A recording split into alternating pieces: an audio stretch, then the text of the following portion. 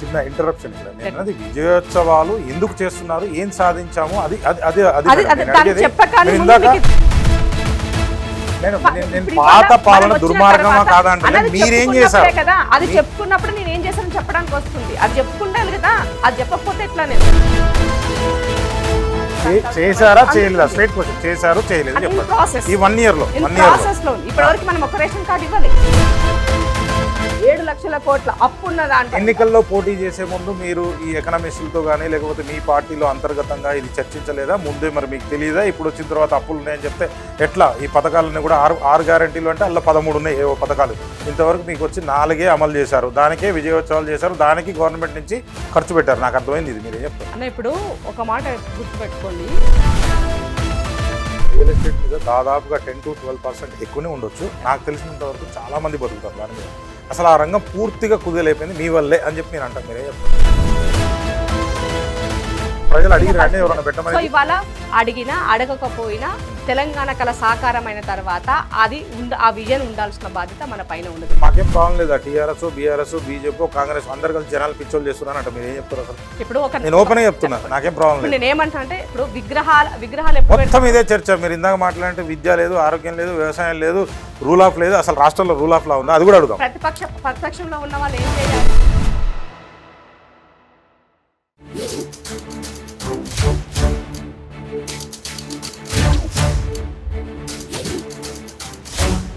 నమస్తే, welcome to BRK news. Telangana రాష్ట్రంలో అయితే విజయోత్సవాలు చాలా ఘనంగా జరిగాయి. అంటే ఒక కామన్ మ్యాన్గా నాకు అది ఎందుకు జరుగుతున్నాయి, ఏం జరుగుతున్నాయి అనేది కొంత కన్ఫ్యూషన్గా ఉంది. దానికోసమే మనతో పాటు ఈరోజు స్టూడియోలో ఉన్నారు ఇందిరా శోభన్ గారు. నమస్తే మేడం. నమస్తే. సో డైరెక్ట్గా షోలోకి వెళ్దామని పెద్ద ఇంట్రో కూడా ఏమి ఇవ్వలే, అవసరం కూడా లేదని నాకు అనిపించింది. మీ పరిచయం కూడా పెద్దగా అవసరం లేదేమో.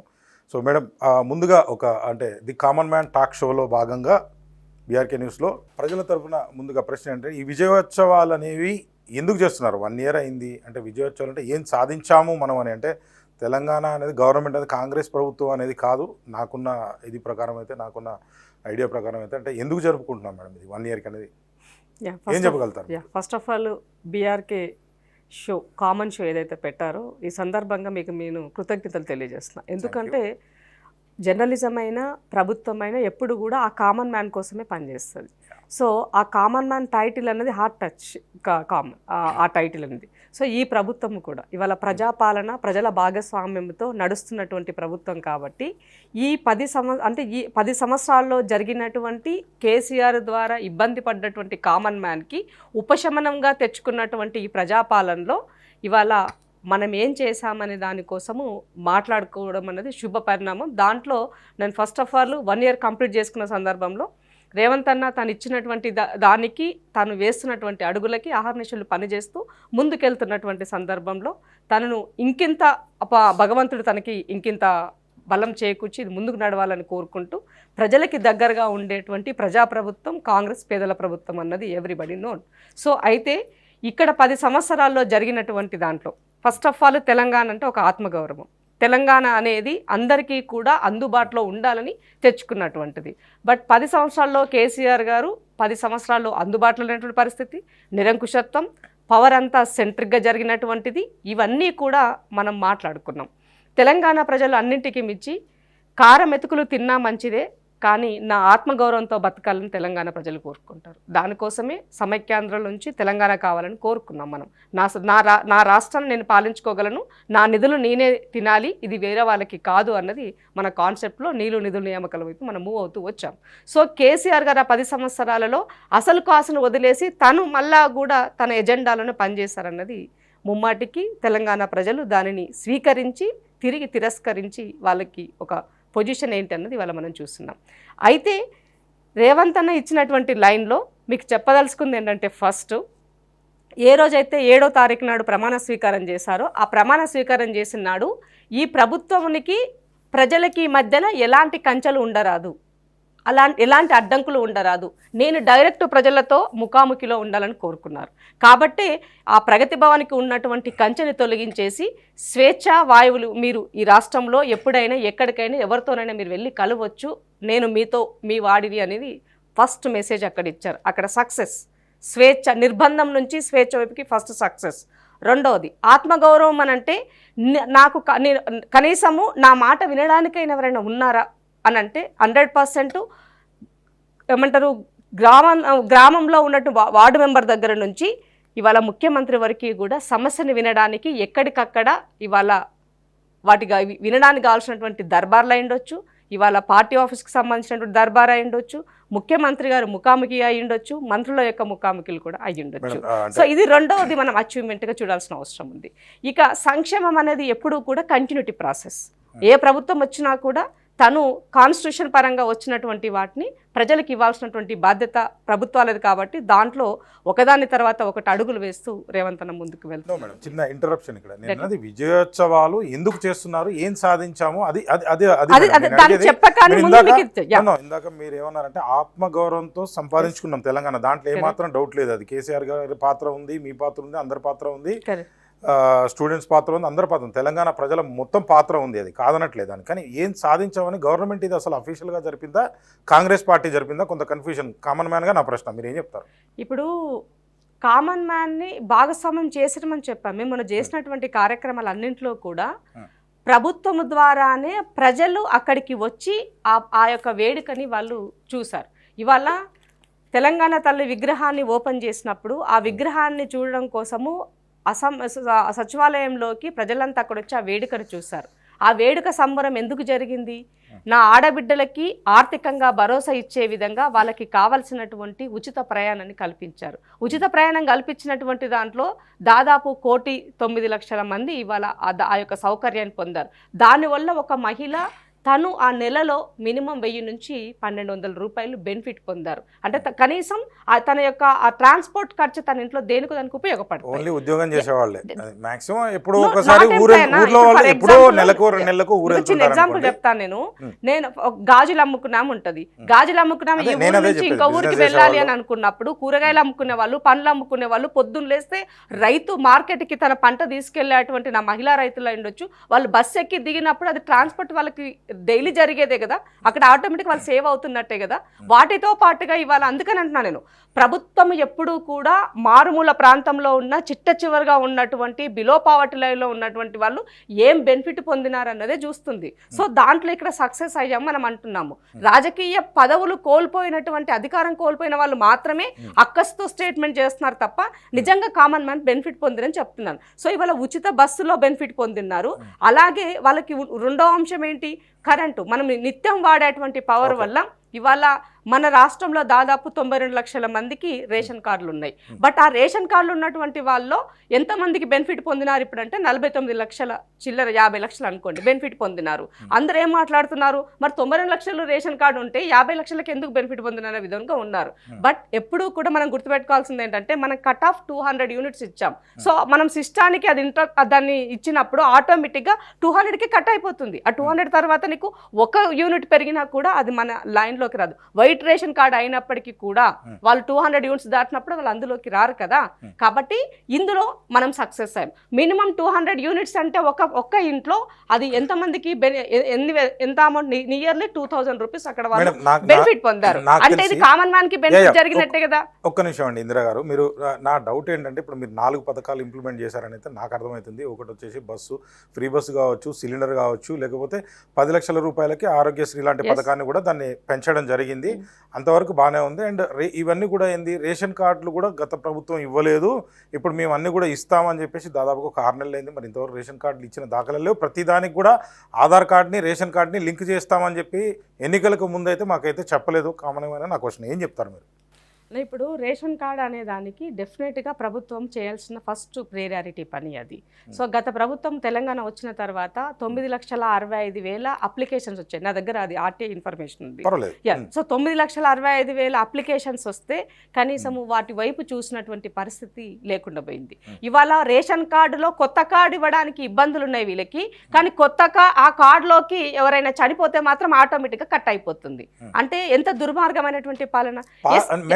ఇప్పుడు పాత ఇవాళ పాలన మనం వచ్చిన దుర్మార్గమా తర్వాత కాదా అంటే అన్నది మీరేం చెప్పుకున్నప్పుడే చేశారు కదా, అది చెప్పుకున్నప్పుడు నేను ఏం చేశానని చెప్పడానికి వస్తుంది. అది చెప్పుకుంటారు కదా, అది చెప్పకపోతే ఎట్లా? నేను మేడం ప్రజలు మ్యాండేట్ మీకు ఎందుకు ఇచ్చారు? వాళ్ళు ఏదో చేయలేదు, ఏదో లోపం ఉంది అని చెప్పి నేను మీకు అదే ఇచ్చారు. చెప్పబోతున్నా ఓకే, అది అగ్రి చేద్దాం. ఇప్పుడు మీరేం చేశారు అనేది ప్రశ్న. ప్రజాపాలనకి సంబంధించినటువంటి పెట్టిన దాంట్లో అందరు అప్లై చేసుకున్నారు, అవి స్క్రూటినీ జరుగుతున్నాయి. వాటికి సంబంధించినటువంటి దానికి ఆటోమేటిక్ గా కొద్ది రోజుల్లోనే వాటికి సంబంధించినటువంటిగా పూర్తి అవ్వబోతుంది.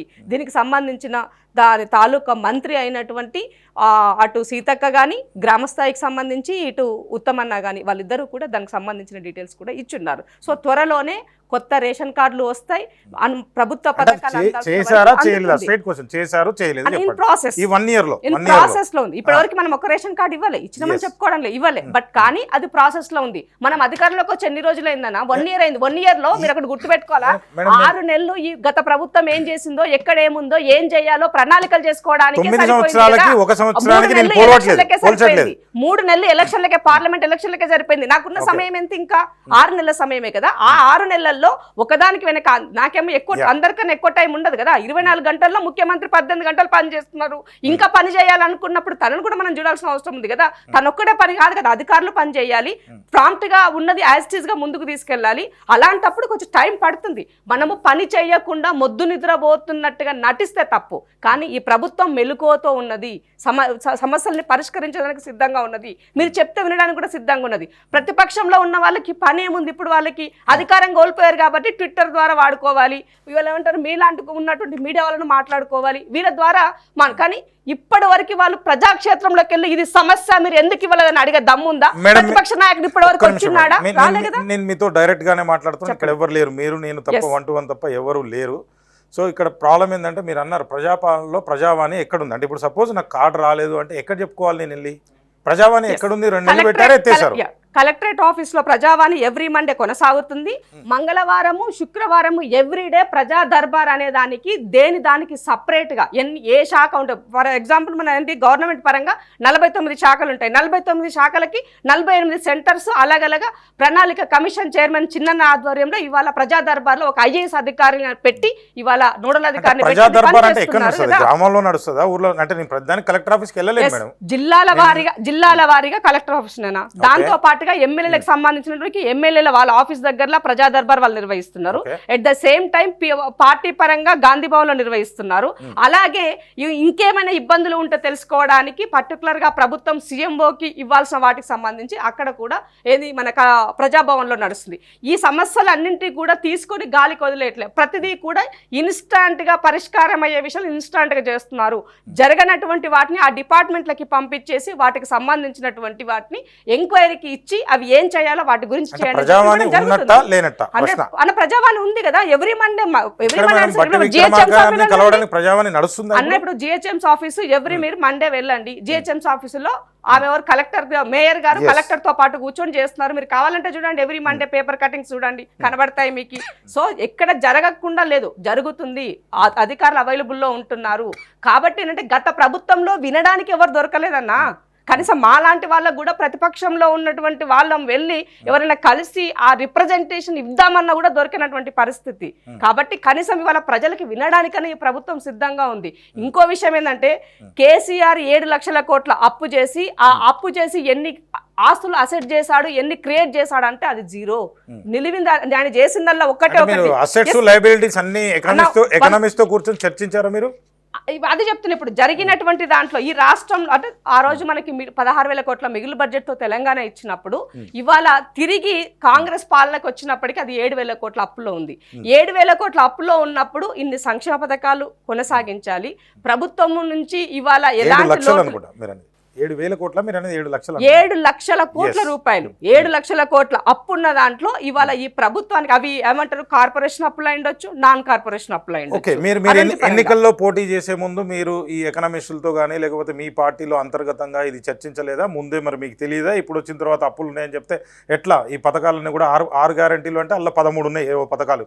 ఇంతవరకు మీకు వచ్చి 4 అమలు చేశారు, దానికే విజయోత్సవాలు చేశారు, దానికి గవర్నమెంట్ నుంచి ఖర్చు పెట్టారు. నాకు అర్థమైంది. ఇది మీరేం చెప్తారు అన్న? ఇప్పుడు ఒక మాట గుర్తుపెట్టుకోండి, ప్రతిపక్షంలో ఉన్నప్పుడు నా దగ్గర ఉన్నటువంటి అంచనాల మేరకు మాత్రమే నేను చెప్పగలుగుతాను. ఓకే, పాలక వర్గానికి వచ్చినప్పుడు నేను ఆ సీట్లో కూర్చున్నప్పుడు అసలు యాక్చువాలిటీ ఏంటి, టెక్నికల్ గా ఏముంది గ్రౌండ్ అని తెలుస్తుంది. కేసీఆర్ గారు 1,60,000 జీవోలు దాచిపెట్టారు, మీరు నమ్ముతారా? ఆ జీవోలు బయటకు వస్తే కదా ఏం జరిగింది మనకు అర్థమైంది. ఏడ చూసినా డొల్లానే, ఏడ చేయి పెట్టినా ఖాళీగానే కనబడుతుంది. మరి ప్రభుత్వం అనేది నడవాలన్నప్పుడు ఇన్ఫర్మేషన్ యాక్ట్ ద్వారా మీరు తీసుకోవచ్చు. రైట్, ఎన్ని రైట్ ఇన్ఫర్మేషన్ యాక్ట్ ఇచ్చిరనా? ఒక్క ఫినాన్స్ సంబంధించిన ఒక్క ఇన్ఫర్మేషన్ బయట, ఇవన్నీ నా దగ్గర ఉన్నటువంటివి ఆర్టీఐ ఏంటి, వ్యవసాయానికి సంబంధించిన ఆర్టీఐ, ఎడ్యుకేషన్ సంబంధించిన ఆర్టీఐ, తర్వాత ఇండ్లకు సంబంధించినటువంటి ఆర్టీఐ, రేషన్ కార్డులకు సంబంధించినటువంటి ఆర్టీఐ, మహిళా సంఘాలకు సంబంధించినటువంటి ఆర్టీఐ, ఇయర్ వైజ్. అంటే ఇవన్నీ కూడా కేవలము వాళ్ళకి ఇబ్బంది కలగకుండా జనరల్ గా జరిగేవి మాత్రమే. అసలైనటువంటి గూడు పుట్టాన్ని ఫినాన్స్ కి సంబంధించినటువంటి మ్యాటర్కి వచ్చినప్పుడు మినిమం ఫిగర్ తెలియకుండా ఎవరు ఉండరు మేడం. ఇవాళ రేపు నాకే తెలుసు 5 లక్షలు 6 లక్షల కోట్ల అప్పు ఉందని కామన్ మ్యాన్ పిలిచి అడిగితే ఊర్లో ఎవరైనా చెప్తారు. మేము ఏమనుకున్నాం, జనరల్ గా జరిగినటువంటి దానిలో 4 లక్షల కోట్ల అప్పు అయి ఉండొచ్చు, దీనికి కొంత ఆస్తులు. కానీ కేసీఆర్ గారు అప్పులతో పాటుగా ఉన్న ఆస్తులను కూడా వేలం వేసి అమ్మారు. హైదరాబాద్ శివార్లో ఉన్నటువంటి వాల్యూ భూములన్నిటినీ కూడా రియల్ ఎస్టేట్ ప్రభుత్వమే రియల్ ఎస్టేట్ చేసింది. ఇవాళ ఈ ప్రభుత్వం వచ్చిన తర్వాత రేవంత్ అన్న ఎక్కడన్నా ఒక భూమి, ఒక ఎక్కడన్నా వేలం వేసారా? వేలం వేయలే. రెండో విషయం, ఆయన ఇంకో విషయం ఏంటి అని అంటే, ఈ ప్రభుత్వం వచ్చిన తర్వాత వాళ్ళు చేసిన అప్పుకి ఎవ్రీ మంత్ 6,500 కోట్ల రూపాయలు ఇంట్రెస్ట్ కడుతుంది. ఇంట్రెస్ట్ వాళ్ళ కిస్తీ కలిపి ఇవాళ 64,500 కోట్ల రూపాయలు ఆల్రెడీ పే చేసింది ప్రభుత్వం.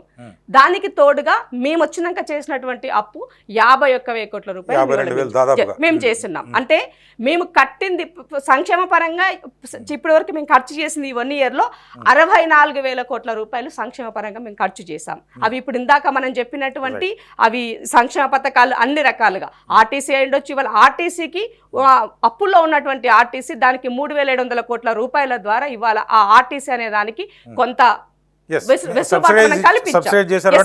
వెసులుబాటు కల్పించాం.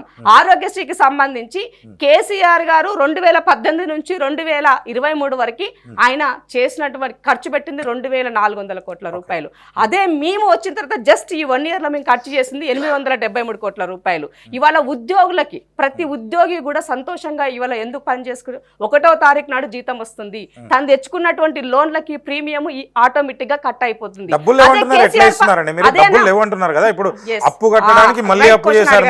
ఇవాళ మేము తీసుకు ఉన్నటువంటి వాటిని ఎట్లా చేయాలి? ఫస్ట్ మనం చేయాల్సింది ఏంటి? పింఛన్ ఇవ్వాలి, ఎంప్లాయీకి 1వ తారీఖు జీతం ఇవ్వాలి, మినిమం నామినల్ గా ఉన్నటువంటి సంక్షేమ పథకాలు కొనసాగించాలి. సో మనకు వచ్చేటువంటి ఇన్కమ్ ఎంత ఉంది, ఈ ఇన్కమ్ నుంచి వేటికి ఎంత చేయాలి, రిమైనింగ్ వాటికి ఏం చేయాలి అన్న దానికి ఇవాళ ఒక ఇండస్ట్రీస్ డెవలప్మెంట్ కోసము వివిధ కంట్రీస్ తిరిగిన తర్వాత వేరే వాళ్ళు మన దగ్గరికి అట్రాక్ట్ అయి వచ్చిన తర్వాత 2,20,000 కోట్ల రూపాయలు ఇవాళ 2.2 crores సంబంధించినటువంటి వాల్యూడ్ కంపెనీస్ ఇవాళ ఈ రాష్ట్రానికి వచ్చాయి. 2,748 కంపెనీలకి ఇవాళ శ్రీధర్ బాబు అన్న వాటికి అనుమతులు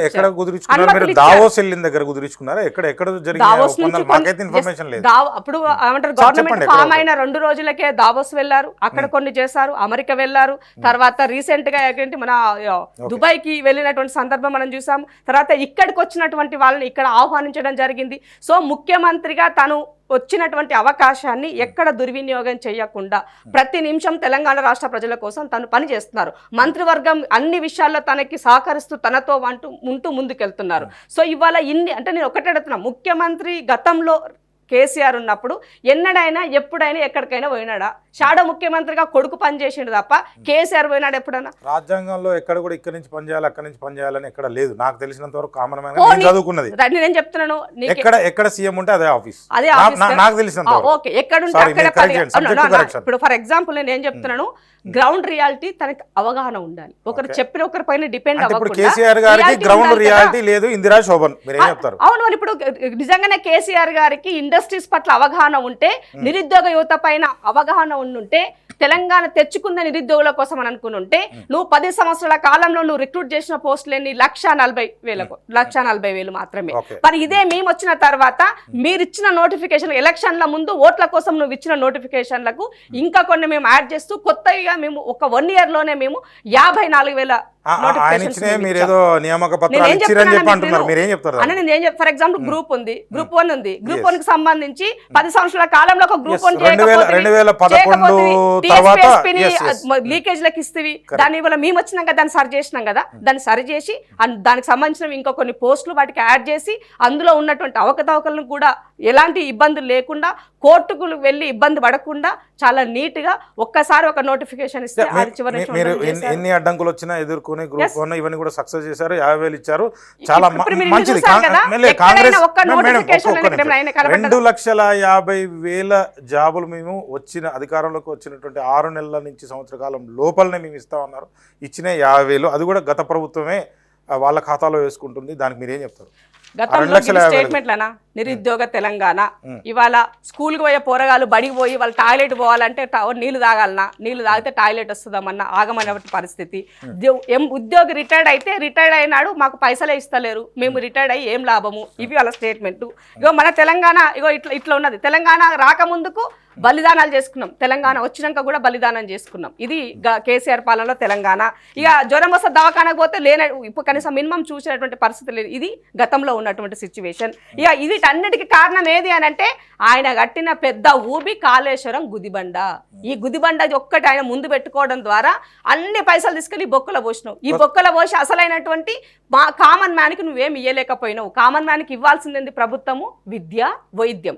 ఇవాళ రేవంత్ అన్న వచ్చిన తర్వాత విద్యకు సంబంధించినటువంటి ఎంత బడ్జెట్ పెట్టారు మేడం? మీరు నా దగ్గర ఉంది ఫిగర్, నాకు కూడా ఎంత budget comparatively KCR last government కి ఈ గవర్నమెంట్ కి ఏమన్నా పెరిగిందా? పెరగలేదని నేను అంటా. 2% పెరిగింది. వాళ్ళు పెట్టిన దానికి ఇంకా పెంచాల్సిన అవసరం ఉంది, పెంచాల్సిన అవసరం. ఆరోగ్యానికి ఎంత పెరిగింది. సో హెల్త్ పరంగా తీసుకున్నప్పుడు వాళ్ళు తీసుకున్నాకన్నా కూడా మా దాంట్లో మేము 4% ఇంక్రీజ్ గా ఉంది. అంటే నేను ఏం చెప్పదలుచుకున్నా ఇక్కడ అంటే ఎడ్యుకేషన్ హెల్త్ పరంగా మనం ఎంత చేసినా తక్కువే, ఎందుకంటే ఈ వ్యవస్థని అంత నిర్లుప్త వైపుకి తీసుకెళ్లారు. ఏదో ఇన్సూరెన్స్ లాగా మీరు 10 లక్షలు పెంచారు, అది బానే ఉంది. ఆరోగ్యానికి ఎంత పెంచారు, విద్యకి ఎంత పెంచారు? లాస్ట్ ఇయర్ గా మీరు 9 సంవత్సరాల గురించి వదిలేయండి, లాస్ట్ గత దానికంటే ఈ ప్రభుత్వంలో ఎంత బడ్జెట్ పెంచగలిగాము? సరే అది ఎంతన కానివ్వండి, ఫిగర్ తర్వాత మీకు ఒక విషయం చెప్తాను ఇక్కడ. ఇప్పుడు ఏంటంటే ఎడ్యుకేషన్ పరంగా చాలా మంది చాలా మాట్లాడినారు ఈ మధ్య కాలంలో. నేను కొన్ని స్టేట్మెంట్ చూసినటువంటి దానికి ముఖ్యమంత్రి దగ్గరనే శాఖ పెట్టుకున్నాడు, ముఖ్యమంత్రి ఏంటి దానికి, కానీ ముఖ్యమంత్రి దగ్గర పెట్టుకుని దాన్ని నిర్లక్ష్యం వైపుకి నెట్టాలి.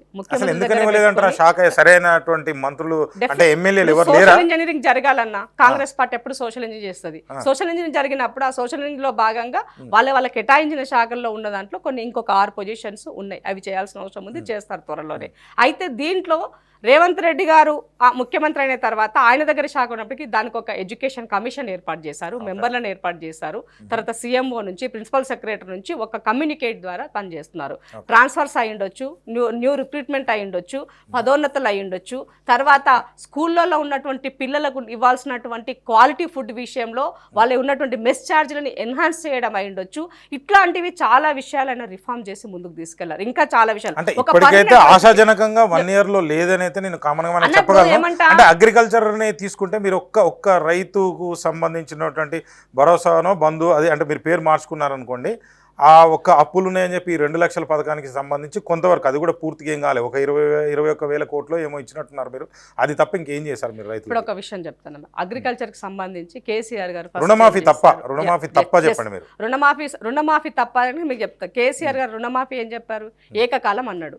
తర్వాత ఏం మార్చిండు దాన్ని, 4 దఫాలు అన్నాడు. 4 దఫాల్లో కూడా ₹1,00,000 రుణమాఫీ చేశాడా? చేయాలి. ఆయన ఓవరాల్ గా ఆయన చేసినటువంటి రుణమాఫీ 10 సంవత్సరాల్లో 17,000 కోట్ల రూపాయలు చేశారు.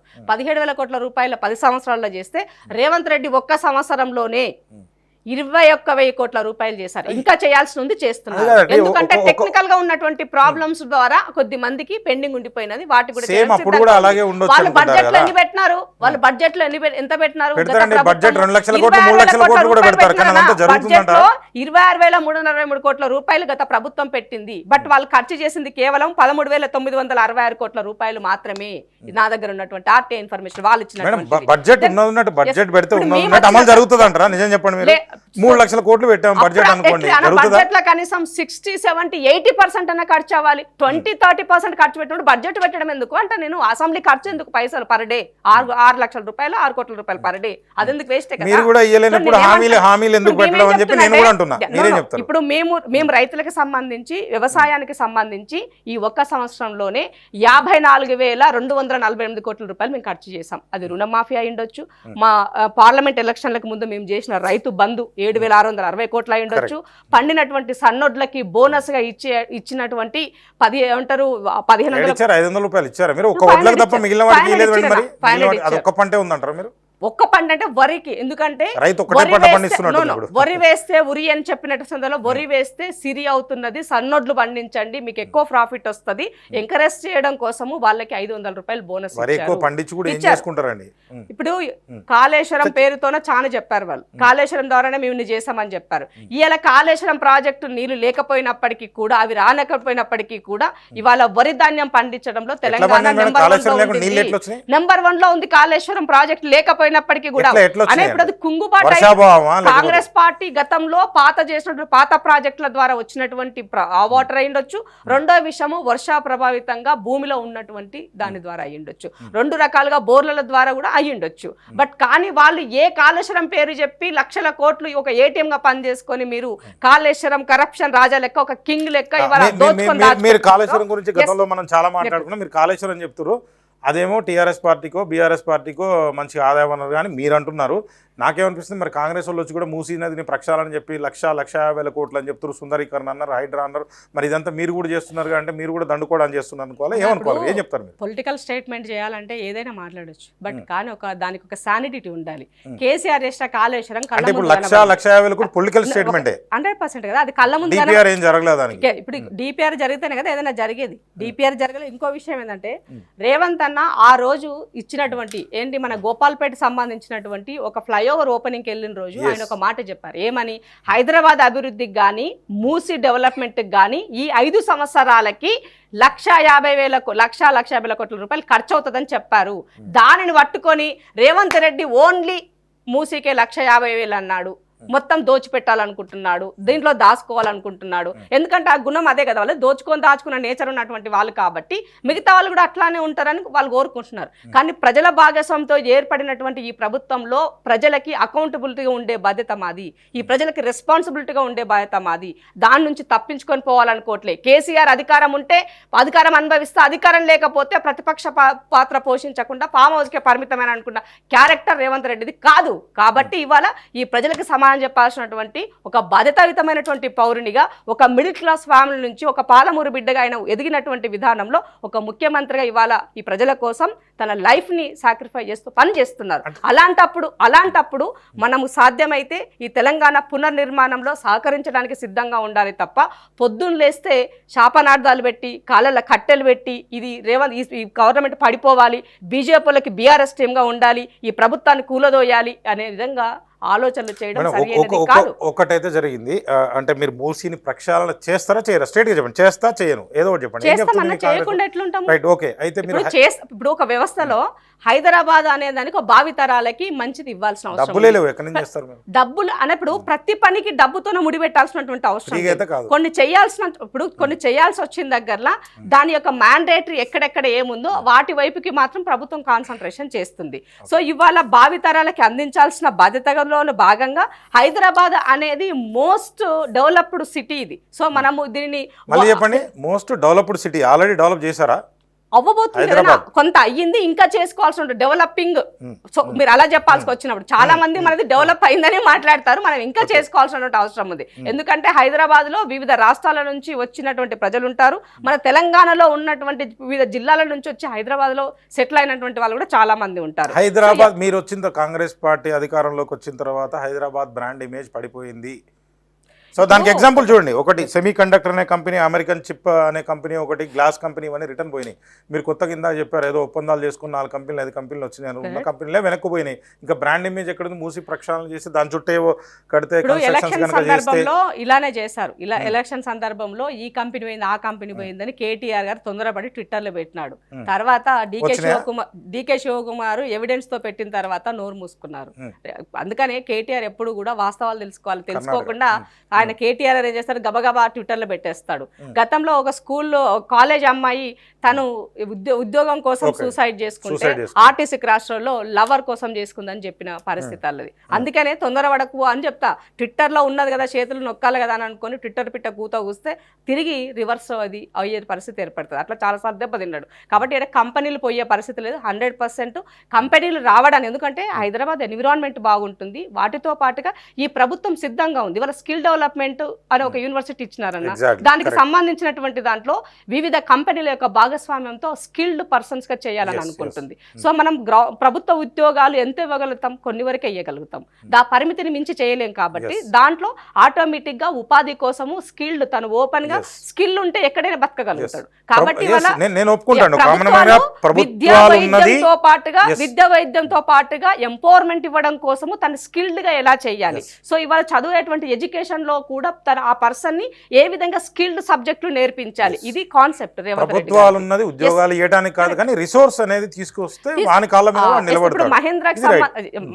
మహేంద్రాకి సంబంధించినటువంటి ఆయన్ని దానికి చైర్మన్ గా పెట్టి మిగతా అందరినీ కూడా చేస్తారు. ఇప్పుడు అందులోని భాగంగానే అదాని గారు ఏదో ఆయన 100 కోట్ల రూపాయలు ప్రభుత్వానికి పెట్టాలనుకున్నారు. మీరు మరి పొద్దున్న లేస్తే అదానితోనే ఫోటోలు దిగినవి పెట్టి దాన్ని కూడా రాజకీయం చేయాలనుకున్నప్పుడు ఎందుకు స్వామి, మరి ఇదంతా మనకు అవసరమేమున్నది, నువ్వు కాకపోతే ఇంకొకరు పెడతారు కదా. ఇప్పుడు ఎప్పుడు కూడా ఒక వ్యాపారి తనకు అక్కడ లాభం ఉందంటే ఇన్వెస్ట్ చేస్తాడు, లేదనుకుంటే లేదు. సో ఆల్రెడీ ఇదే అదానికి మీరు మీరు 10 సంవత్సరాల్లో 5 కంపెనీలకి, ఆయన 5 ప్రాజెక్టులకి మీరు ఆయనకు పర్మిషన్ ఇచ్చారు. మరి అప్పుడు ఎన్ని ముడుపులు తీసుకున్నారు ఒకరికొకరు? దమ్ముంటారండి మీ ముడుపుల ముచ్చట మాట్లాడదామని చెప్పారు ముఖ్యమంత్రి గారు. మరి ఎందుకు మాట్లాడతారు, ఎందుకు వస్తలేరు బాబా మర్దలు బిల్లారంగాలు ఇద్దరు మాట్లాడలే కదా. దీన్ని డీటెయిల్గా ఇంకొంచెం తర్వాత మాట్లాడదాం మేడం. దీనికన్నా ముందు అంటే హైడ్రాతో హైదరాబాద్ రియల్ ఎస్టేట్ కావచ్చు, మన స్టేట్ మొత్తం కూడా కుదేలైపోయింది. సో దీనికి సంబంధించి హైడ్రాని ఎందుకు తీసుకొచ్చారో కొంత కన్ఫ్యూజన్ మాకు కూడా ఉంది.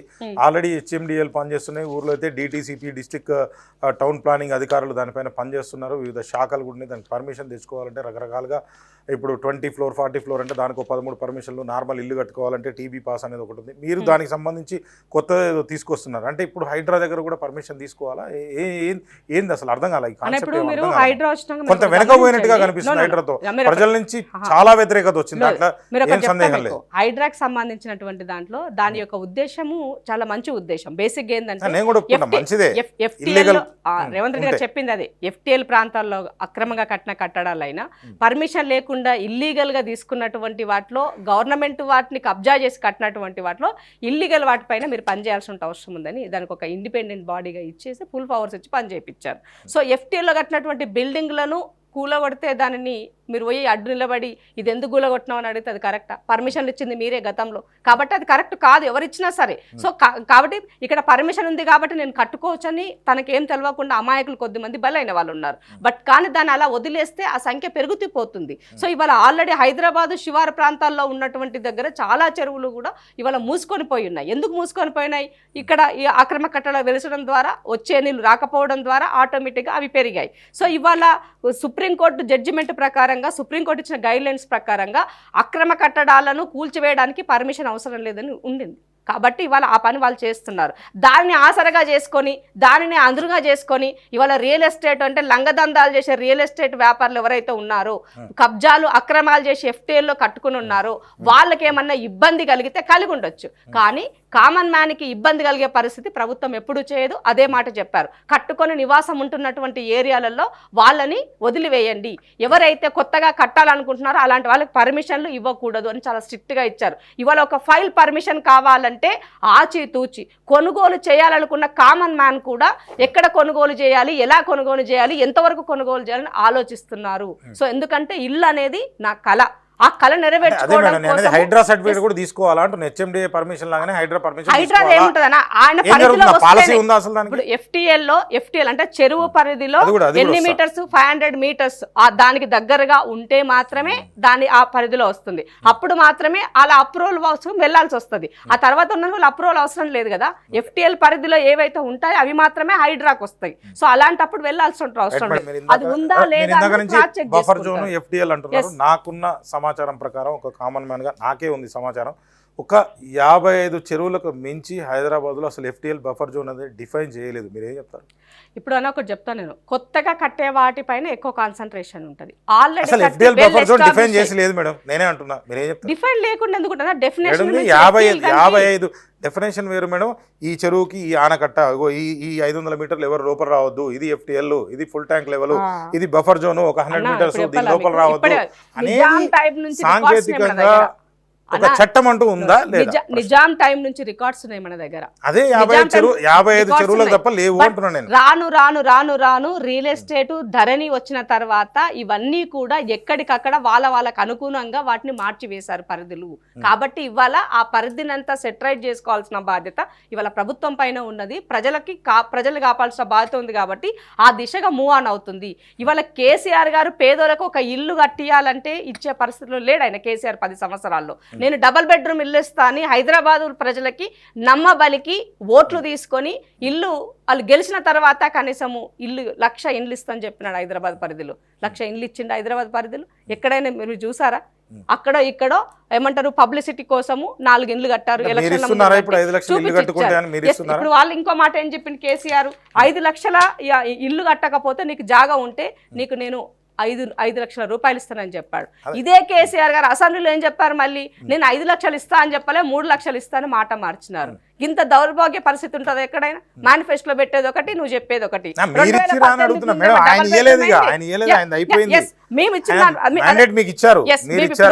ప్రతి నియోజకవర్గానికి 3,500 ఇండ్ల లాగా ఇవాళ ఆల్రెడీ దానికి బడ్జెట్ కూడా అలకేట్ చేయబడింది. ఎవరైతే మీకు జాగా ఉంటే మీరు ఇల్లు కట్టుకున్నారనుకుంటే 5 లక్షల రూపాయలు, SC STలకైతే 6 లక్షల రూపాయలు అని చెప్పేసి ఆల్రెడీ ఇచ్చారు. ఇందిరమ్మ కమిటీలు వేశారు. ఆ కమిటీల ద్వారా క్షేత్రస్థాయిలో నిజంగా ఎవరికైతే ఇల్లు లేదో ఆ ఇల్లు లేని వాళ్ళని డేటాని పూర్తిగా పరిశీలించిన తర్వాతనే గ్రామ కమిటీల ద్వారానే వాళ్ళకి ఆ ఇల్లు ఇవ్వాలని చెప్పడం జరిగింది. ఇవాళ అది గ్రౌండ్లో ప్రాసెస్లో నడుస్తుంది. 3,500 ఇందు ప్రతి నియోజకవర్గానికి అంటే 4 లక్షల పైన ఇవాళ ఈ ప్రభుత్వం ఇవ్వడానికి సిద్ధంగా ఉంది. కేసీఆర్ గారు ఇచ్చినటువంటి ఇండ్ల డేటా నా దగ్గర ఉన్నది. ఆయన అధికారంలోకి వచ్చిన తర్వాత అంటే 10 సంవత్సరాలలో కేసీఆర్ ఈ ఇండ్ల కోసము ఆయన బడ్జెట్లో పెట్టింది 26,000 కోట్ల రూపాయలు. కానీ కేసీఆర్ ఖర్చు వేసింది కేవలము 1,907 కోట్ల రూపాయలు మాత్రమే. దీంట్లో హడ్కో నుంచి తెచ్చుకున్నటువంటి అప్పు 8,744 కోట్ల రూపాయలు హడ్కో నుంచి తెచ్చుకున్నారు. కేంద్రం నుంచి 1,300 కోట్ల రూపాయలు వచ్చినాయి. మరి ఆయన ఖర్చు చేసింది ఓవరాల్గా ఇవన్నీ కలుపుకొని హడ్కో అప్పు, కేంద్రం నుంచి వచ్చిన పైసలు, కేసీఆర్ ఖర్చు పెట్టినటువంటి 1,907 కోట్లు ఇవన్నీ కలిపితే ఆయన ఖర్చు చేసింది కేవలము ఎంత? 11,853 కోట్ల రూపాయలు మాత్రమే. అంటే ఇవన్నీ కలిపితే అసలు రాష్ట్రం నుంచి ఆయన బడ్జెట్ నుంచి ఖర్చు చేసింది కేవలం 1,907 కోట్ల రూపాయలు. అంటే నీకు ఎంత చిత్తశుద్ధి ఉందో చెప్పండి. దీంట్లో మీకు చిత్తశుద్ధి నెలకు రాష్ట్రానికి 18,000 కోట్లు వస్తున్నాయని చెప్పేసి, నెలకు ఆదాయం వస్తుందని చెప్పేసి మన ముఖ్యమంత్రి గారు చెప్పారు స్వయాన. అంటే ఆ డబ్బులన్నీ ఆయన ఏం చేసిండు? మరి ఇవన్నీ ఇయ్యలేదన్నారు. కరెక్ట్ వచ్చిన డబ్బులు ఏం చేశారు? ఆదాయం 2 లక్షల కోట్లు వచ్చినాయి అనుకోండి సంవత్సరానికి. మన ఆదాయం కమిషన్లు ఎక్కడొస్తాయో కమిషన్లు వచ్చేటువంటి వాటిపైన ఆయన కాన్సన్ట్రేషన్ ఉండింది. ఆ కాన్సన్ట్రేషన్ లోనే పెట్టడం ద్వారానే అసలు విద్య కుంటుబడింది, ఏమంటారు హెల్త్ కుంటుబడిపోయింది, వాటితో పాటుగా ఈ ఎంప్లాయ్మెంట్ కుంటుబడిపోయింది. వాళ్ళకి జీతాలు ఇవ్వాలని అంతెందుకన్నా ఎంప్లాయీ రిటైర్మెంట్ ఇవ్వకుండా ఎందుకు చేశాడు? 61 సంవత్సరాలకు ఎందుకు పెంచాడంటే కూడా రిటైర్డ్ అయినాడు, తనకి ఇవ్వాల్సినటువంటి బెనిఫిట్స్ అన్ని కూడా ఇవ్వలేని పరిస్థితిలో ఉన్నారు. నిరుద్యోగ భృతి ఇస్తారన్నారు, మీరు ఇచ్చారా? అరే 1 year అవుతుందన్న. 1 yearకి నేను ఎంప్లాయ్మెంట్ నేను రిక్రూట్మెంట్ చేయకపోతే ఆటోమేటిక్ గా నిరుద్యోగ వృత్తి వైపుకి వెళ్తాను. నేను ఇవ్వడానికి సిద్ధంగా ఉన్నా. క్యాలెండర్ ఇచ్చిన క్యాలెండర్ లో ఎప్పుడప్పుడు నోటిఫికేషన్స్ ఒకటి మీరు ఇందాక నుంచి మంచి చాలా బాగా మాట్లాడుతున్నారు. అంటే విద్య, వైద్య రంగాలపైన, వ్యవసాయం పైన ఇవే మనిషికి కావాల్సిన అసలు ఈ 3 ఇస్తే పథకాలే అవసరం లేదు. నన్ను అడిగితే నాకు సంబంధించిన ఈ పథకాలు ఇస్తే ఏ వెనిజిలో, ఏ సిరియో, ఏ సోమాలియో అవుతుంది. అది నాకున్న అది ఎక్కువ లేదు. సో ఇప్పుడు ప్రాబ్లం ఏంటంటే మీరు ఎంత ఇచ్చారు, మీ దగ్గర అసలు బడ్జెట్ ఉందా? ఇప్పుడు బడ్జెటే లేదంటారు. ఎక్కడి నుంచి తెచ్చిస్తారు? ఆదాయం ఎట్లా సృష్టిస్తారు? అన్న సారీ, ఇప్పుడు జనరల్గా ఈ ప్రభుత్వం కాన్సన్ట్రేషన్ అంతా దానిపైన, అందుకే చెప్తున్నా మీకు నేను. వేస్ట్ ఖర్చులు ఎక్కడెక్కడ ఉన్నాయి, వాటిని ఎక్కడ మనం ఇన్వెస్ట్ చేయగలుగుతాం, ఫస్ట్ దాంట్లో ఆర్థిక క్రమశిక్షణ అనేది ఇంపార్టెంట్. మూడో విషయము, ఇవాళ అప్పులు తేకుండా ఉన్నటువంటి ల్యాండ్ల ద్వారా ఇన్ కేస్ మనం ఎక్కడైనా ఆ ల్యాండ్ని అమ్మకుండా బ్యాంకు ద్వారా ఎక్కడైనా రుణాలు తీసుకుని మనకు అమౌంట్ వచ్చినాక మళ్ళీ మనం ఒక ఇల్లు సంసారం నడిపేటప్పుడు ఎట్లా చేస్తాం అట్లా. అంటే ఏ దానికైనా ప్రతి విషయాన్ని కూడా ఆర్థిక క్రమశిక్షణతో ముందుకు వెళ్ళాలన్నది ముఖ్యమంత్రి గారైనా డిప్యూటీ సీఎం గారైనా 100% అని చిత్తశుద్ధి ఉంటే తప్పకుండా ఉంటుంది. నీ సంకల్పం గట్టిదైతే నీకు చేయడానికి వే దొరుకుతుంది. నీకు ఆ వేనే లేదు, దోచుకోవాలన్న వేనే నీ మనసులో ఉన్నప్పుడు ఎక్కడి నుంచి చేస్తావన్నా, చేయలేవు కదా. అది కేసీఆర్ అది చేయలేకపోయినారు కాబట్టి ఇవాళ రేవంత్ రెడ్డి గారు చాలా ప్రాంప్ట్గా, అందుకనే ఇండస్ట్రీస్ డెవలప్మెంట్ పైన ఎక్కువ కాన్సన్ట్రేషన్ చేస్తున్నారు. ఇండస్ట్రీ వల్ల ఎంప్లాయ్మెంట్ వస్తుంది, అట్ ద సేమ్ టైం మనకి నిధులు కూడా మన దగ్గర వస్తాయి. వేరే కంట్రీకి వెళ్ళలేకుండా మన కంట్రీలోనే మన ఆ ప్రోడక్ట్ని కనుక మ్యానుఫ్యాక్చరింగ్ చేసుకోగలిగితే, ఆ కంపెనీస్ మన దగ్గరకు వచ్చినట్లయితే ఇక్కడ అసెట్స్ పెరుగుతాయి. ఇప్పుడు దానికన్నా ముందు ఒకటి చెప్పండి, రియల్ ఎస్టేట్ మీద దాదాపుగా 10 to 12% ఎక్కువనే ఉండొచ్చు. నాకు తెలిసినంత వరకు చాలా మంది బతుకుతారు దాని మీద. అసలు ఆ రంగం పూర్తిగా కుదేలైపోయింది మీ వల్లే అని చెప్పి నేను అంటాను, మీరే చెప్తారు అని ఒకటి గుర్తుపెట్టుకోవాలా. నేను ఒక కామన్ ఉమెన్ని, ఎప్పుడు నేను కామన్ మ్యాన్ గురించి ఆలోచిస్తాను. కామన్ ఉమెన్ని ఈ రాష్ట్రంలో 10 సంవత్సరాల కాలంలో కేసీఆర్ వచ్చిన తర్వాత ఎక్కడైనా ఒక గజం భూమి కొనే పరిస్థితి ఉందా? కామన్ మ్యాన్ భూమి కొనే ఆలోచించడానికన్నా కనీసం తను సిద్ధపడడానికి ఉన్నాడా? అంటే రేట్లు పెంచారంటారా? మరి అంతే కదా. దేనికి పనికిరానటువంటి ఒక పోడు భూమిని కూడా ఇవాళ 50 నుంచి ₹1 కోటి కొనే పరిస్థితికి వచ్చినప్పుడు ఆ రైతు నిజంగా ఆ భూమిని కూడా వ్యవసాయం చేస్తాడా చెప్పన్నాను. కానీ అలా బ్లాక్ మనీని అంతా కూడా రియల్ ఎస్టేట్ వైపుకి పెట్టి ఇవాళ భూములను కాస్ట్ పెంచి ఎవరికి అందుబాటులో లేకుండా చేసిన దౌర్భాగ్య పరిస్థితి వాళ్ళు చేశారు. సో ఇవంతా సెటరైట్ చేయాల్సిన బాధ్యత ఇలా ప్రభుత్వం పైన ఉన్నది. కాంగ్రెస్ పార్టీ అంటే అంత అల్లటప్పు ప్రభుత్వం కాదన్న, దానికి ఒక విజన్ ఉంటుంది. ఇన్ని సంవత్సరాల తన రాజకీయ భాగస్వామ్యంతో తను చేసినటువంటి తప్పులను ఇవాళ తన యొక్క అనుభవంతో ఈ ప్రభుత్వాన్ని ఎట్లా ముందుకు తీసుకెళ్ళాలి, భావితరాలకు ఏ విధంగా ఉండాలి, దీంట్లో మిడిల్ క్లాస్ పీపుల్ని ఏ విధంగా మనం ప్రొటెక్ట్ చేసుకోవాలని ఒక విజన్ ఉంది మాకి. ఆ విజన్ లో భాగంగానే ఒక్కొక్కటి ప్రక్షాళన చేస్తున్నారు. డెఫినెట్ గా మూవ్ ఆన్ అవుతాయి. రియల్ ఎస్టేట్ చేసేటువంటి దాంట్లో నిజంగా రియల్ ఎస్టేట్ చేసే వ్యాపారులు అంటే అప్పు లేకుండా వాళ్ళ తనతో ఉన్న డబ్బుతో చేసే వాళ్ళకి ఎలాంటి ఇబ్బంది లేదు. ఎక్కడైనా వాళ్ళు ఇన్వెస్ట్మెంట్ ట్రాన్సాక్షన్ పడిపోతే గవర్నమెంట్ అర్థం అవుతుంది. కానీ కొంత ప్రక్షాళన జరగాల్సిన అవసరం ఉంది. సాచురేషన్ వైపుకి వెళ్ళిపోయింది. సాచురేషన్కి వెళ్ళిపోయినటువంటి అంశాన్ని మనం దాన్ని స్టడీ చేయాల్సిన ప్రక్షాళన అంటే 20,000 రూపాయలు గజం ఉన్న భూమిని తీసుకొచ్చి 5,000 ఏమైనా చేయగలుగుతారా మీరు? అట్లాంటిది సాధ్యమవుతుంది అసలు? అట్లా అని ఇప్పుడు ఒకటి చెప్తా మీకు. నేను అంటే కామన్ మ్యాన్ కోసం నేను కొనాలనుకున్నా, నా జీతం ₹1,00,000 అనుకోండి, వాడు 50,000 పెట్టి ఒక అపార్ట్మెంట్ కొంటాడు, 50,000 పెట్టి ఫ్యామిలీ పోషించుకుంటే ఈ రోజుల్లో అది నిజంగా చెప్పాలంటే అది మిడిల్ క్లాసే. ₹1,00,000 వచ్చేటోళ్ళు కూడా మిడిల్ క్లాసే, మీరు ఒప్పుకోవాల్సిందే, తప్పదు. ఇంకా ₹20,000 గజం కొనలేడు, దాన్ని 5,000కు వస్తే కొందాం అనుకో, మీరు చేస్తారా? ఇప్పుడు మనది లివింగ్ లైఫ్ కాస్ట్ పెరిగింది, దాని తగ్గట్టుగానే మన యొక్క లైఫ్ స్టైల్ వే కూడా పెరిగింది. అలాగని చెప్పేసి మనం బంగారు ఏమంటారు ముద్దలు తినాం కదా, అన్నమే తింటాం. అన్నం తినాలంటే ఏం చేయాలి? భూమిని కాపాడుకోవాలి, వ్యవసాయం చేసేటువంటి రైతన్నను కాపాడుకోవాలి. అంటే ఆ భూమి అనేది రైతన్నకు అందుబాటులో ఉండాలి. కాంక్రీట్ జంగల్ వైపు కాదు కదా మనం వెళ్లాల్సింది. సో ఆల్రెడీ హైదరాబాద్ శివార్లో కూరగాయలు పువ్వులు పండే దగ్గరలో ఇవాళ మొత్తం కాంక్రీట్ జంగల్ అయిపోయింది. సో ఇవాళ అది సాచురేషన్ వైపుకి వెళ్ళిపోతుంది. అది మనకు ప్రమాదమైనటువంటి విషయం. కాబట్టి ఇవాళ మిద్దెల మీద పంటలు పండించుకున్న పరిస్థితులకు వచ్చేసే పరిస్థితులు వచ్చాయి. ఏం చెప్తున్నారు అంటే వ్యవసాయ భూముల్ని పూర్తిగా రియల్ ఎస్టేట్ వైపు మళ్లించకుండా వాటిని కాపాడే ప్రయత్నం చేస్తున్నారు. మీరు ఏం చెప్తున్నారు? ప్రభుత్వానికి అన్ని రకాలుగా విజన్ ఉంటదన్న. ఒకటి ఏముంటది, అటు వ్యాపారము కావాలి, ఇటు అగ్రికల్చర్ కావాలి, అలాగే కామన్ మ్యాన్ బతకాలి, అందులో మనం కూడా ఉండాలనుకుంటాడు. సో ఆ విధంగా ఏం చేస్తే బాగుంటది అన్న దాంట్లో తన ప్రభుత్వం తన వైపు తన మూవ్ ఆన్ చేస్తుంది. సో రియల్ ఎస్టేట్ వ్యాపారులు కొద్దిమంది బ్లాక్ మనీలో ఉండి కొంతమంది ఏమంటారు కొన్నింటిని శాసించేటువంటి శక్తులకు మాత్రమే ఇబ్బంది తప్ప మిగతా వాళ్ళకి ఎలాంటి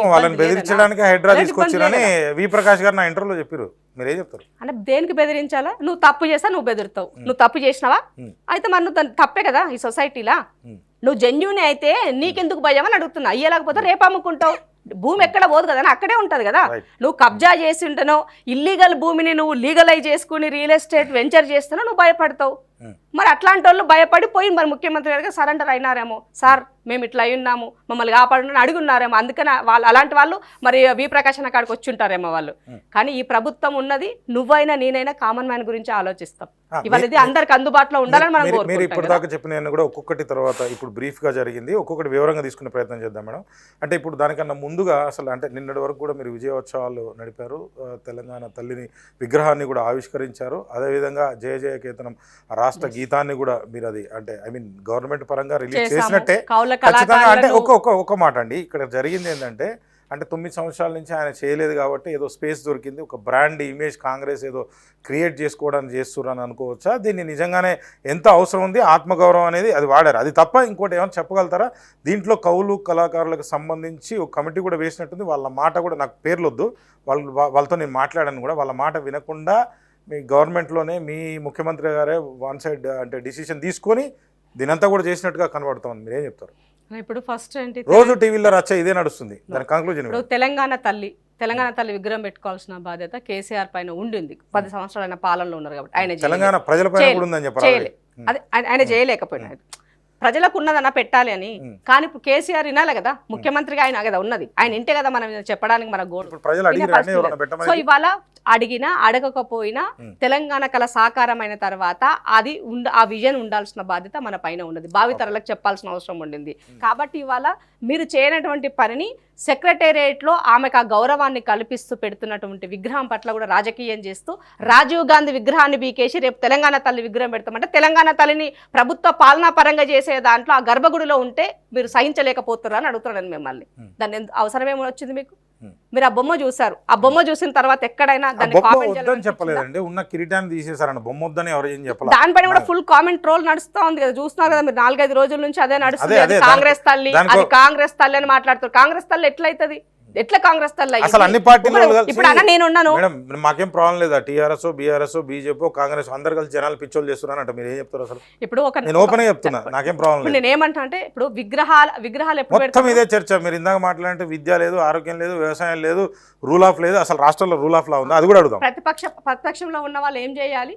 బాధ్యతాయుతంగా ఉండి ఈ విద్యా వ్యవస్థలో ఈ లోపాలు ఉన్నాయి ఎత్తి చూపిస్తూ ఒక అధికారి దగ్గరికి వెళ్ళి వాటి దగ్గర ఒక రిప్రజెంటేషన్ ఇస్తూ ఇది మీరు సరి చేయండి అని చెప్పాలి. ఆ పని మీరు ఎప్పుడైనా చేసిరా? హరీష్ రావు గారిని కేటీఆర్ చేయలే. రెండో విషయం, హెల్త్ పరంగా మేము చేసినటువంటి దాంట్లో మీకు ఎక్కడైనా ఇబ్బంది కలిగినప్పుడు ఈ రకమైనటువంటి ప్రక్షాళనలో ఇది పొరపాటు జరిగింది, ఇది మీరు చేయండి అని చెప్పినారా? చేయలే.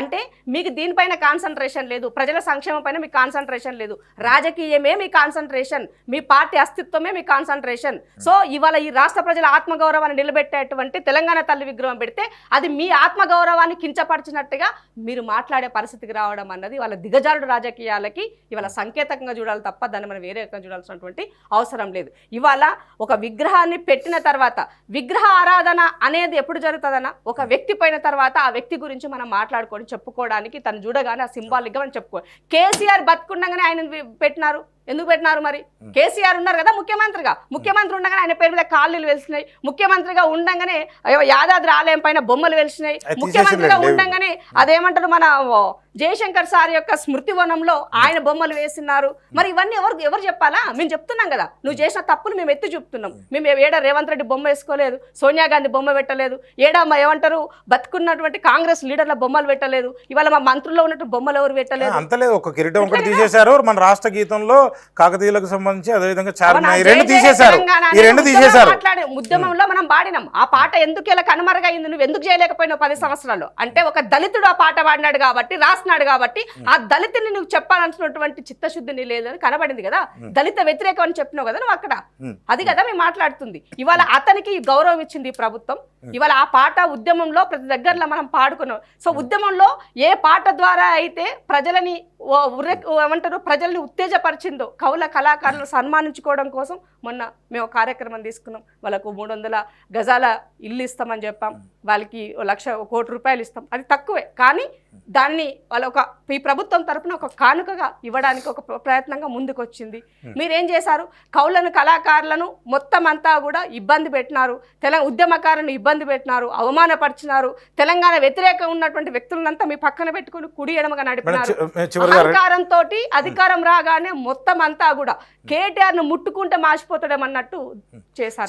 చివరిగా 2 ప్రశ్నలు ఏమన్నా, రాష్ట్రంలో చట్టబద్ధ పాలన రూల్ ఆఫ్ లా ఉందా లేదా? లగచర్ల లాంటి సంఘటనలు చూసాం. అంతకుముందు మీరనే కాదు, అంతకుముందు బీఆర్ఎస్ ప్రభుత్వంలో కూడా రేవంత్ గారిని బంధించడం, లేకపోతే మీరు ఏదో ఒక ఏఎస్ మీదనో ఎవరి మీద దాడి చేసిరని చెప్పి అసలు ఏం నడుస్తుంది మేడం? ఇదంతా ప్రజలంతా కూడా ఒక గందరగోళమైనటువంటి పరిస్థితుల్లో మొత్తం ఎత్తారు కాబట్టి చెప్పాల్సిన బాధ్యత ఉంది. నేను ఆ సంఘటన కాదు, నేను అనేది ఏమంటే రూల్ ఆఫ్ లా గురించి మాట్లాడుతున్నాను. ఉందా లేదా, చట్టబద్ధ పాలన ఉందా లేదా? 10 సంవత్సరాల్లో రూల్ ఆఫ్ లాలో ఉమ్మడి ఆంధ్రప్రదేశ్ లో ఎన్నడూ కూడా 35 అండ్ 35A ఎన్నడూ ఇంప్లిమెంట్ చేయలే. కానీ కేసీఆర్ 10 సంవత్సరాల్లో ఎక్కడ పోయినా కూడా అది ఇంప్లిమెంట్ చేశాడు. రెండోది, ఎక్కడ ప్రొటెస్ట్ అంటే ఎవరైనా నిరసన తెలుపుతారంటే వాళ్ళు ఇంటి ముందు వచ్చి పోలీసు వాళ్ళు ఉన్నారు. మరి వాళ్ళ రేవంత్ రెడ్డి గారు మీరు ప్రొటెస్ట్ చేయడానికి మీకు స్వేచ్ఛ ఉంది, చేసుకోండి అని చెప్తున్నారు. మీకు కేసులు ఉండవు మీరు అని చెప్పారు. మొన్న తొందరపడి తొందరపడి చేస్తే చెప్పిండన్న అధికారులకు, అదే పోలీసుల ప్రోగ్రామ్ ఉన్నప్పుడు ఆ ప్రోగ్రామ్ లో ఆయన అనౌన్స్ చేశారు, పోలీసులు తొందరపడి మీరు ఎలాంటి యాక్షన్ చేయొద్దు, వాళ్ళ పైన లాఠీ చార్జ్ చేయొద్దు, వాళ్ళకి ప్రొటెస్ట్ చేసే రైట్ ఉంది, ప్రొటెస్ట్ చేయనియండి, చెప్పనియండి, వినండి వాళ్ళ యొక్క సమస్య, ప్రభుత్వం చేస్తుందా చేయదా తర్వాత సెకండరీ విషయం, అట్లీస్ట్ వాళ్ళు ప్రొటెస్ట్ చేసుకున్న రైట్ ఉపయోగించుకోండి అని చెప్పారు. సో అలాంటి ముఖ్యమంత్రి ఎప్పుడైనా చెప్పిండా? కేసీఆర్ నియంత లెక్క అంట్లో కూర్చొని వాడు ప్రొటెస్ట్ చేస్తున్నా చేయొద్దు అని వటేసే రాని అని చెప్తుండే, అది ఆయన యొక్క నైజం. బట్ రేవంత్ రెడ్డి అట్లా చేయలేదే. ఇవాళ కాంగ్రెస్ పాలన ఎప్పుడు అలా చేదే, ఒక డెమోక్రటిక్గా ఉంటుంది. ఇవాళ రాహుల్ గాంధీ గారు కాన్స్టిట్యూషన్ గురించి దేశవ్యాప్తంగా ఆయన తిరుగుతూ నరేంద్ర మోదీ చేసేటువంటి ఇబ్బందికరమైనటువంటి విషయాలని ప్రజలకు తెలియజేస్తున్న సందర్భంలో ఆయన నాయకత్వంలో పనిచేస్తున్నటువంటి మేమందరము ఇవాళ రేవంత్ రెడ్డి గారు ఎందుకు పొరపాట్లు చేస్తారు? చెయ్యరు కదా. ఎందుకంటే ఆయన కూడా ఆ స్థాయి నుంచి వచ్చినవాడు. ఇవాళ ఆయనని కనీసం వాళ్ళ పాలనలో ఒక ఫోన్ మాట్లాడుకునే స్వేచ్ఛ లేదన్నా. బెడ్రూమ్ లో భార్యాభర్తలు ఏం చేస్తారో విన్నటువంటి దౌర్భాగ్యులు మీరు. ఇవాళ మేము ఆ పరిస్థితిలో ఉన్నామా? అలాంటివి ఏమైనా మేము చేస్తున్నామా? ఫోన్ ట్యాపింగ్ ఏమన్నా కాదు కదా. కాబట్టి ఏ విషయానికి సెక్యూరిటీ కోసం గవర్నమెంట్ కొన్ని చేస్తుంది మేడం. అసలు ఏం చేస్తుంది అనేది మాకు క్లారిటీ అయితే లేదు. ఉగ్రవాదుల పైనను మనకి ఏదైనా ఇబ్బంది నేను ఉగ్రవాదులని ఎట్లా తెలుస్తుంది మేడం? నేను ఉగ్రవాదులని ఎట్లా తెలుస్తుంది? కాదనా, ఈ పార్టీలకు సంబంధించినటువంటి ప్రతిపక్షంలో ఉన్నటువంటి వాళ్ళు ఏం చేస్తున్నారో, వాళ్ళ విజన్ ఏముందో, రేపు ఎలాంటి వ్యూహం అందుతున్నారో తెలుసుకుంటారా? అనవరన్నా చేస్తారా? అట్లాంటి పని చేస్తారా? ఏ రాజనీయ నాయకుడైనా చేస్తారా? ఏ ప్రభుత్వమైనా అట్లా చేస్తారా? అది రాజనీతి. అదైతే కోర్టులో దాని గురించి ఫోన్ ట్యాపింగ్ గురించి ఇంకో రోజు మాట్లాడదాం మనం. ఇదే రేవంత్ రెడ్డిని, ఇదే కోదండరెడ్డిని ఆయన ఇంట్లోకి పోయి తలుపుల వాళ్ళ కొట్టి అరెస్ట్ చేసినారు కదా. మరి ఇవాళ హరీష్ రావు మాట్లాడుతున్నాడు అరెస్ట్ల గురించి. అదే ఆయన ఇలా మాట్లాడుతున్నాడు. కాంగ్రెస్ టీఆర్ఎస్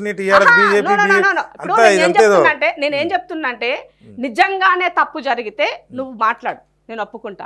ఆ తప్పులన్నీ చేసిన నీవు సత్యహరిచంద్ర లెక్క, శుద్ధపూస లెక్క బాబా మర్దులు ఇవాళ పొద్దున్న లేస్తే ఇలా మాట్లాడే పరిస్థితికి వచ్చినారు. మాట్లాడగానే ఆ ప్రజలు అనుకుంటారు కదా, మొన్నటిదాకా నువ్వే కదా రాబాయ్ చేసింది ఇవన్నీ, మళ్ళీ నువ్వు కొత్తగా మాట్లాడుతున్నావు ఎందుకు అంటే, నీకు ప్రతిపక్షంలో ఉంటే ఇవన్నీ చేయాలా, పాలక పక్షంలోకి రావానే మర్చిపోవాలా?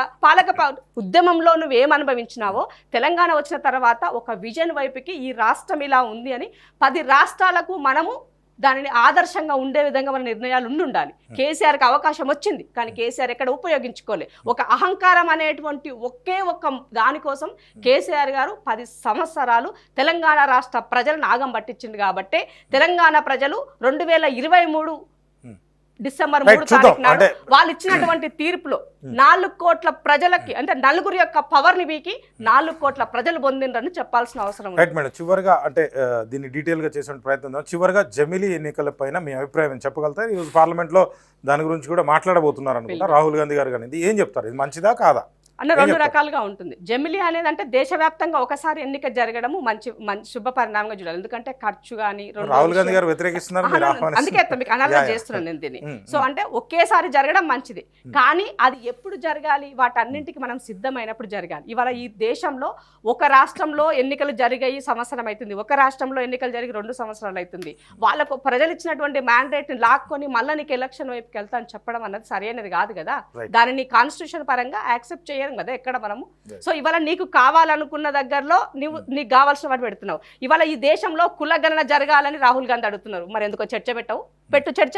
నువ్వు బీసీ బిడ్డవు కదా, ప్రధానమంత్రి చర్చకు పెట్టు. ఈ తెలంగాణ రాష్ట్రంలో ఇవాళ ఒక హిస్టారికల్ డిసిషన్ తీసుకొని ఈ తెలంగాణ రాష్ట్రంలో జనగణన జరుగుతున్నది. మరి అది దేశవ్యాప్తంగా మీ మీద రుణమాఫీ చేసినాం, దేశవ్యాప్తంగా రుణమాఫీ చేయి. అట్లాంటి వాటిపైన అనబెట్టు దేశవ్యాప్తంగా ఒకే విద్య ఉండాలి, అందరికీ విద్య అందాలి, అందరికీ ఉచిత విద్య ఉండాలి, ఇది పెట్టు పాలసీ. దేశవ్యాప్తంగా ఇవాళ ఎవడు కూడా తాగొద్దు ఊగొద్దు దీనిని ఏమంటారు మద్యపాన నిషేధం చేస్తున్నాను ఒక మంచి నిర్ణయం చేయి, ఎందుకు అవి చేయవు అట్లాంటివి.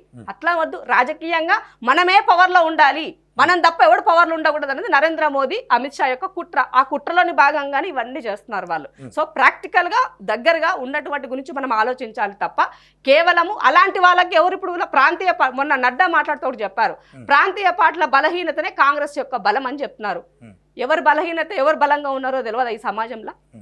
ఈ రాష్ట్రంలో కేసీఆర్ వల్ల మీరు బెనిఫిట్ పడుతున్నారు, పక్క రాష్ట్రంలో జగన్ వల్ల మీరు పడ్డారు. స్టార్టింగ్ లో ప్రాంతీయ పార్టీతోనే దోస్తాన్ చేస్తావు, నీకు అధికారం రాగానే వాళ్ళని దొక్కేస్తావు, కథం అయిపోయింది, ఆ పార్టీ ఖతమయ్యే పరిస్థితికి వస్తుంది. ఇవాళ మహారాష్ట్రతో పొత్తులో పోయినావు, ఏం చేసినావు? మహారాష్ట్రలో ఉద్ధవ్ ఠాక్రే పార్టీని ఏం చేసినావు? ఇవాళ శరద్ పవార్ పార్టీని ఏం చేసినావు? పార్టీ పెట్టినే పార్టీ కదా అని చెప్పేసి ఆ పార్టీలో పనిచేసిన వాళ్ళకి నాయకత్వ లక్షణాలు ఇచ్చినావు. అది మీరు కదా చేస్తుంది.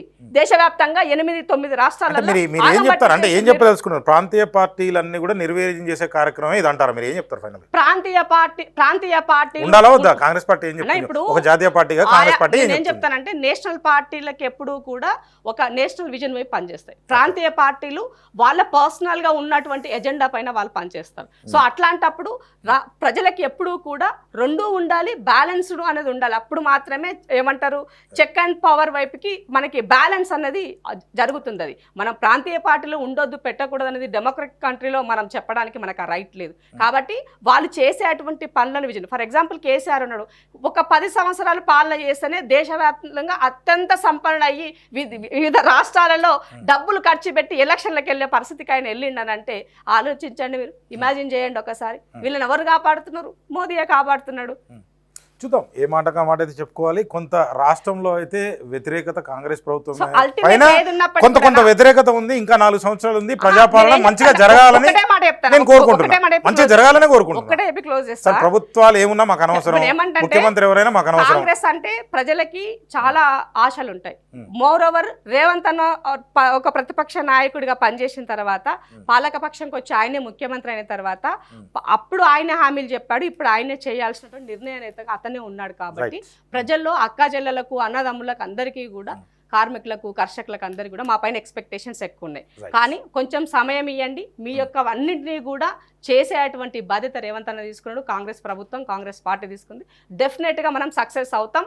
మళ్ళీ కూడా కాంగ్రెస్ అనే నిదానం అనేది మళ్ళీ మొదలవుతుంది దేశవ్యాప్తంగా అనేది చెప్తారు. చూద్దాం మేడం, నమస్కారం. మళ్ళీ ఇంకో చర్చలో పాల్పంచుకునే ప్రయత్నం చేద్దాం. Thank you.